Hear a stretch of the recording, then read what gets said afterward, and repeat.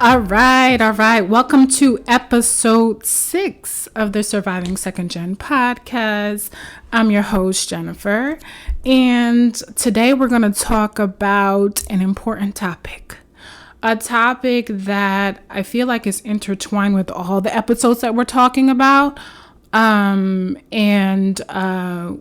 can really talk about this all day. But I really wanted to touch on intergenerational trauma because I really do feel and believe that it affects immigrant families so heavily. And it's something that's almost like the silent thing in the room, like it's there, but people don't address it, maybe because they don't know that it's happening.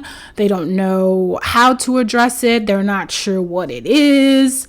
And it's time to address it. So that's why we're going to talk about it today, because like I said, I think it's interwoven into all the topics that we're talking about when we're talking about second generation immigrants, when we're talking about immigrant families. Intergenerational trauma is a huge piece of it. You know, you think about trauma, sometimes you think like, well, you know, I haven't had some kind of abusive, traumatic thing happen to me in my life. So what is this trauma thing like? You know, how does trauma affect me if I haven't been abused or neglected? But that's the thing about intergenerational trauma. So it's not about you specifically going through something and you being affected by it. It's generations before you going through something and passing it down to you. So that's what intergenerational trauma is. It's essentially what happens when certain experiences and events happen within a generation and they get passed out to another generation. So I feel like intergenerational trauma happens heavily in immigrant households because of culture. And the culture is an easy way for the trauma to get passed down from one generation to another. So the trauma is woven into the culture, and because we're passing down the culture, we're also passing down that trauma. So that's why it's important to talk about it, because if we're going to carry the culture, we don't always have to carry the things that bring trauma with bringing the culture, if that makes sense. Just because you're part of a cultural identity that does things a certain way doesn't mean you have to continue to do that thing the same way if there's trauma interwoven in how that thing is done. And I think that's the difference that a lot of second generation immigrant children have to understand and try to separate and compartmentalize, is that there is culture here and there is also trauma here. These two things don't have to come together for me to be part of this particular cultural identity. So, for example, just because I am part of the Haitian culture, right? And this is me, I'm talking from my point of view, right?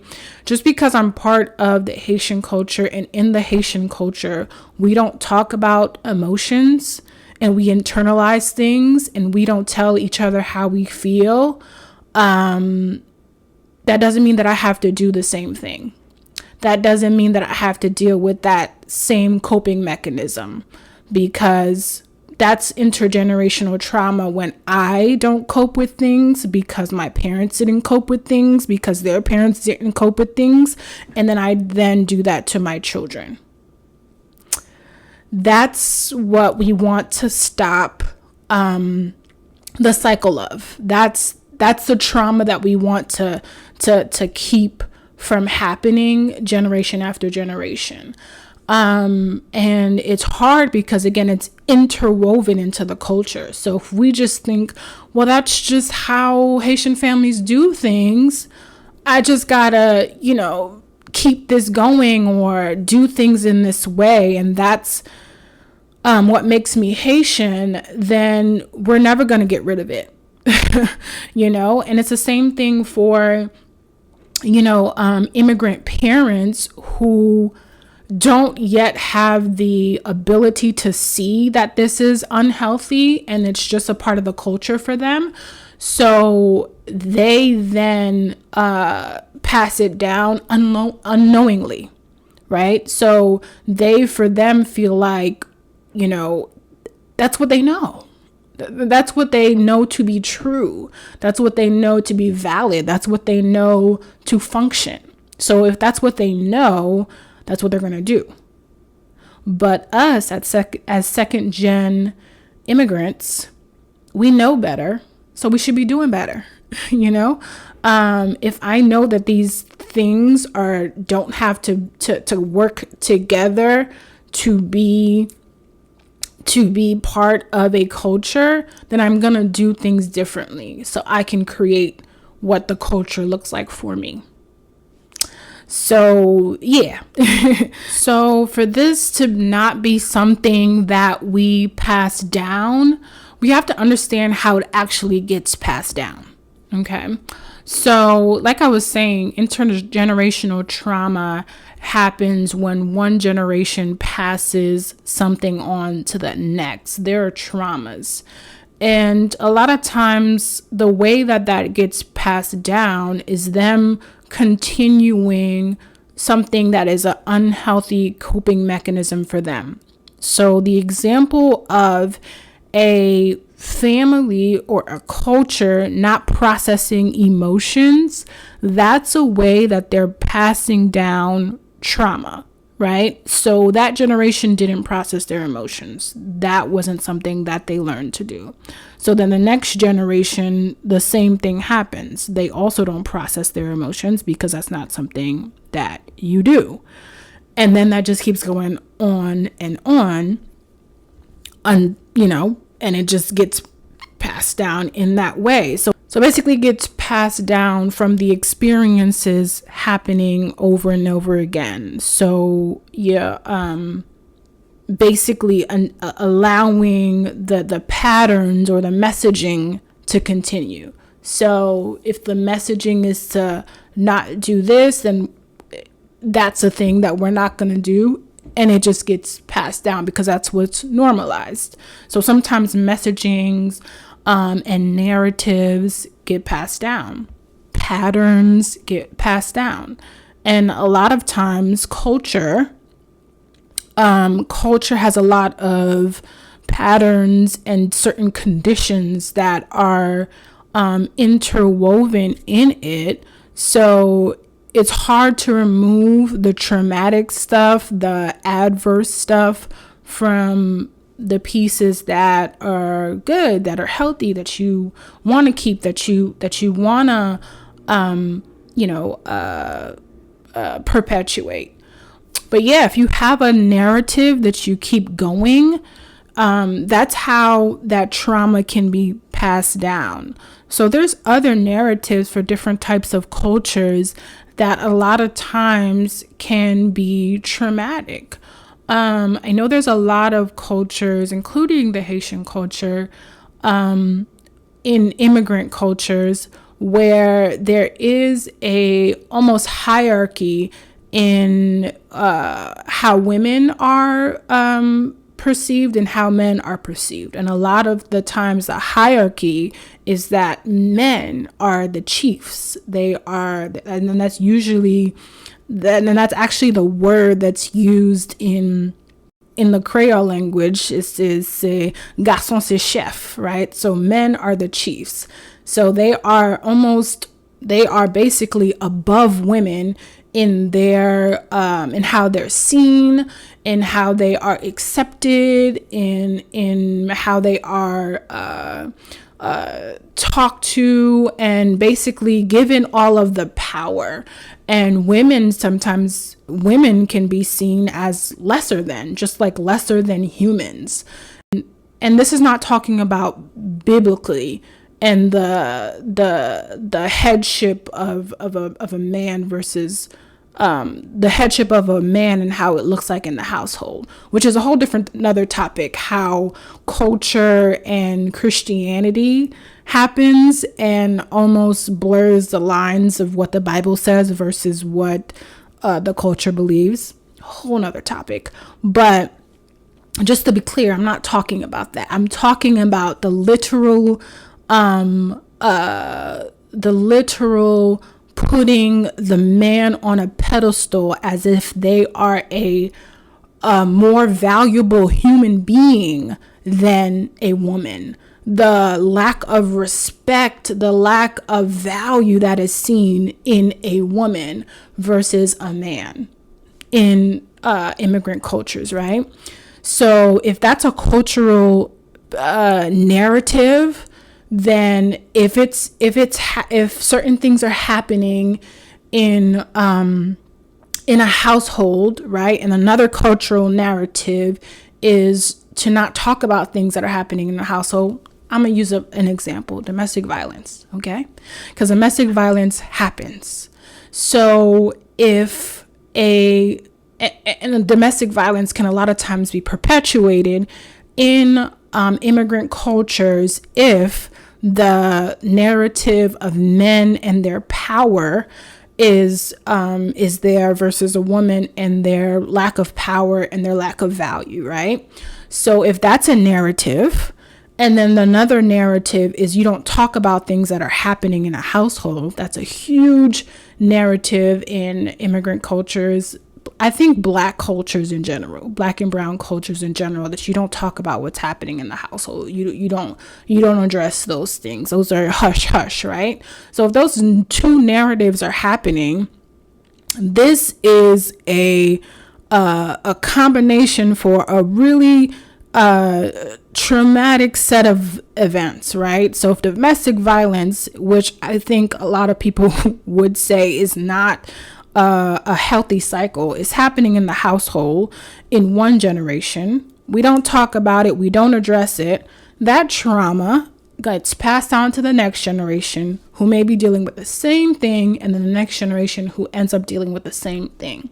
We don't know how, right? Sometimes it's like, well, if the other generation dealt with it, then why would the next generation deal with it again? Well, that trauma is normalized. That way of being is normalized, especially if it's a cultural context that is normalized. So that's how it's passed down through that messaging, through the conditioning of being that this situation is normal, especially if there's multiple narratives in that situation, like with domestic violence, right?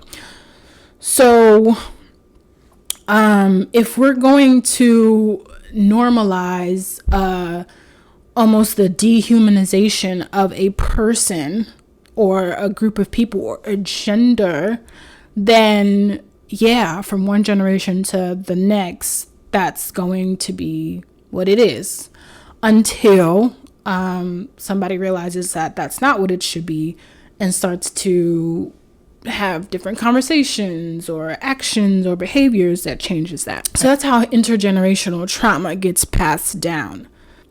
Another way that intergenerational trauma sometimes gets passed down is actually genetics.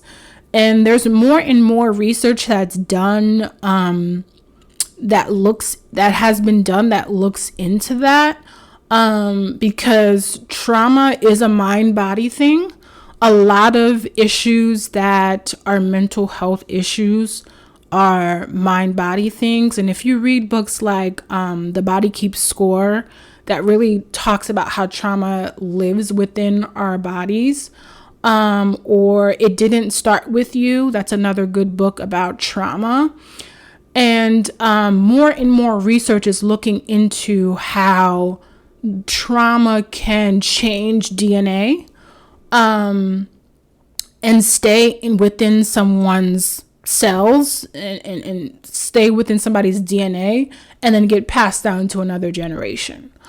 And even particular mental health issues have been shown. Well, I know that 2 mental health issues have been shown to be able to be passed genetically. One being schizophrenia, the other one being bipolar disorder. So there isn't a complete separation between mental health issues that come with trauma and it being passed down genetically. More and more research is shown that there are actual DNA modifications that happen when a person goes through trauma. So it's not just messaging and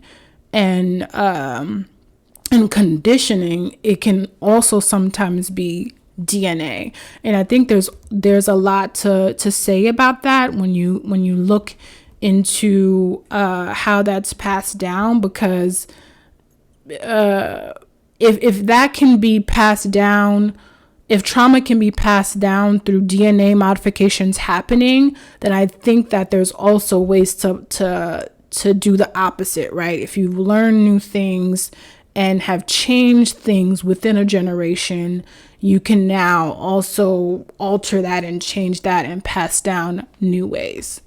That's just me thinking, and I know that there's probably research that's already been done, but there's so much more research that needs to be done in that area as far as the way that DNA affects how we show up, and how a lot of it, you can't help, especially if your DNA has been modified or changed based on the trauma that you've been through.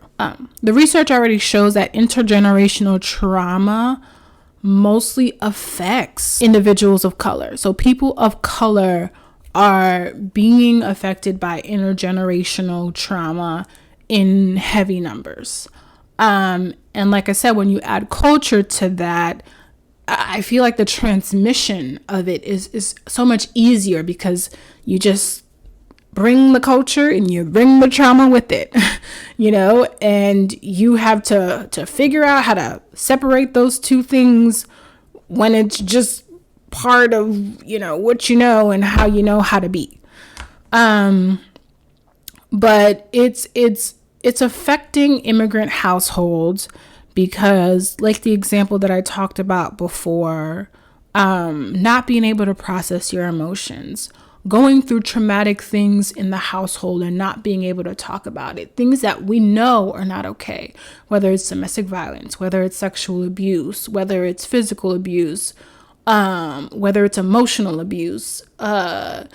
These are the things that are hush hush, because it's just something that you just don't bring up. You just don't deal with.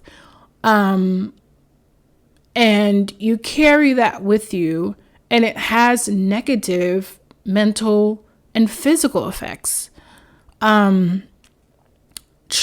has been shown to affect Black and brown people more negatively, and also it affects our physical state more negatively as well. So when we're impacted by trauma, we are more likely than our white counterparts to have high blood pressure, diabetes, chronic illnesses in general, issues with pain, headaches, heart disease, substance abuse problems. So those are the things that are impacting us physically by this intergenerational trauma that we're dealing with. So it's not just something that happens and then it goes away. It physically affects us as well as mentally affects us.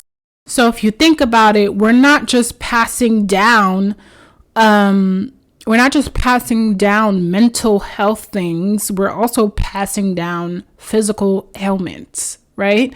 So why do you think in certain communities, high blood pressure and heart disease is in such high numbers, right?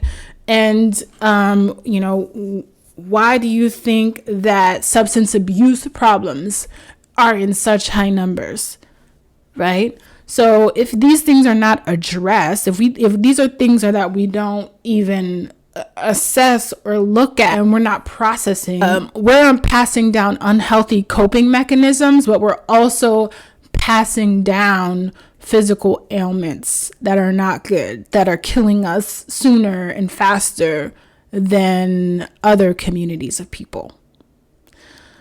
So yeah, it is important to understand the negative impacts of intergenerational trauma because it's affecting our communities heavy. It's unfortunate that we have to deal with trauma and also deal with the negative effects of it and how it continues to perpetuate in our communities, but we're not having conversations about that. We're not understanding the direct connection between trauma and lifelong debilitating ailments, because studies, research actually shows that people who deal with trauma usually have these kind of ailments, and usually their life expectancy is shortened. So that's what we're dealing with when we're dealing with intergenerational trauma that we don't address.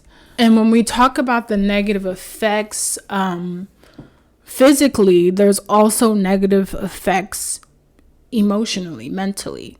And that looks like being extra sensitive to stress and not being able to handle that. That looks like not being able to manage negative emotions. So not knowing what to do when things go wrong or when you have uncomfortable feelings, not knowing how to cope with that. That looks like falling into unhealthy habits that really perpetuate and makes the trauma worse. So whether that's going into drugs or alcohol or other behaviors that are having negative impacts on our bodies and our mental. But that looks like also depression and feeling down and feeling sad because you don't know what to do with the feelings of shame or feelings of guilt that you may feel when certain situations happen and you don't know who to talk to about it. You can't talk to people about it, but you're just feeling it. That's what that looks like mentally when you're dealing with intergenerational trauma and you haven't been given the skills of how to get out of it.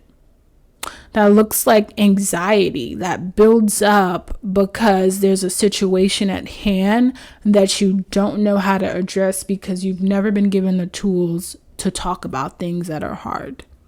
You haven't been given the tools to be vulnerable with anybody, so you just carry it with you until you combust. And then you have what some would say is a breakdown, a mental breakdown. That's what that looks like negatively when you don't know how to deal with intergenerational trauma. That looks like dissociating. That happens. And that's basically almost not being here, not being in your mind, being somewhere else and not having a connection with yourself. That's basically what dissociation is, when you're almost not within your body. And that can turn into some serious mental health issues. So these are all impacts of trauma.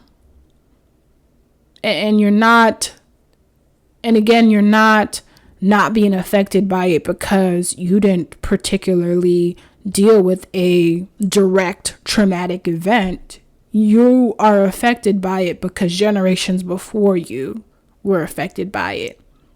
They didn't deal with it and they passed it down to you. That's how you're affected by it. That's daunting, man. That's daunting to think about how much stuff other people are passing down to you and how much stuff you have to carry and deal with and work through that's not even your doing. That can be really stressful to think about. I don't know about anybody else, but it is, because when I think about some of the things that I've had to assess and know for myself is true and is part of my lineage, it's like, man, like there's been some stuff, and sometimes you uncover it. A lot of times you uncover it as you're older, like much older, right? Like in your 30s. And it's like, well, why didn't I know about this before? Well, how could you if the idea or if the belief is that we don't talk about these things? These things are not even true. Some people are not even going to admit that there's things that happened, right? How is there anything to discuss or talk about if these things are not a reality for some? So it can be daunting because I feel like I can think about so much things that need to be unpacked and unlearned and not carried on to the next generation. But for me, I have hope. Having hope for myself that I don't have to carry the traumas of my culture is what's going to get me out of it. Because I don't. There's nothing that tells me that I have to carry the traumas of my culture. I can have my culture and not have the traumas that come with it. And I could be a proud person of Haitian descent and not be proud of the traumatic crap that's part of my lineage. Who's going to tell me different? Because I believe that to be true. I believe that I am much more than all the traumatic things that have held down people from my family. And it's not to say that, oh, my family is just so terrible and like we've been through so much stuff and we're like suffering. No, that's not what I'm saying. But I'm saying, yeah, the trauma does exist. And it wasn't dealt with in past generations, that I know for a fact. So I know that I'm dealing with excess stuff that other people haven't dealt with. So I'm not going to pretend that it's not there like they did because they felt like they had to. I'm not going to do that because I know the only way that it's going to stop is if I acknowledge it. It does start with me. That's the thing about being a cycle breaker. It starts somewhere. And if you want to stop the cycle and you want it to a new type of positive conditioning cycle to start, then it have to start with you. Like you have to own that and be okay with that starting with you. Is it easy? Nah, it's not. It really isn't. It isn't, but it isn't because you're fighting again people who may not even admit that there's anything wrong. People who don't know what to do with the things that are wrong. People who don't have the tools to work through things that are wrong. People who may try to stop you from talking about the things that are wrong. You're dealing with all of that. And it can sometimes feel like you're by yourself. But I, again, have hope in knowing that I don't have to carry my culture's trauma with me and I can still be part of the culture. Period. And for me, that's taking intentional acts to unlearn the things that I know for me does not help me to be the best version of myself. To unlearn the toxic patterns that do not allow me to be free, to feel a good sense of self, to feel a good association with who I am. It's about letting that stuff go so I could be free. That's what it is for me. That's where my hope lies. And I really believe that second gen can really lean into that and make that their cause, make that their thing, so that the culture can continue to elevate.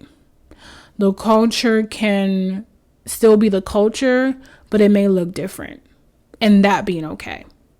So I think that's how we get out of it, is just being okay with the culture looking a little bit different and still knowing that the culture is still there. That is my hope, that we can continue to move the culture forward and remove the things from it that is not good for us, that does not push us to better spaces, and that is not helpful to us. We can do that. It's plausible. It is something that can be done in my eyes. So let's continue this conversation and really get to, how we work through these things. You can continue the conversation on our YouTube page. That's where we can really talk about what we're talking about today, because I want to hear other points of view about how it's affecting you and your immigrant background. So thank you so much for joining into this conversation today and tuning into the podcast. If nothing else, I will see you all in the next one.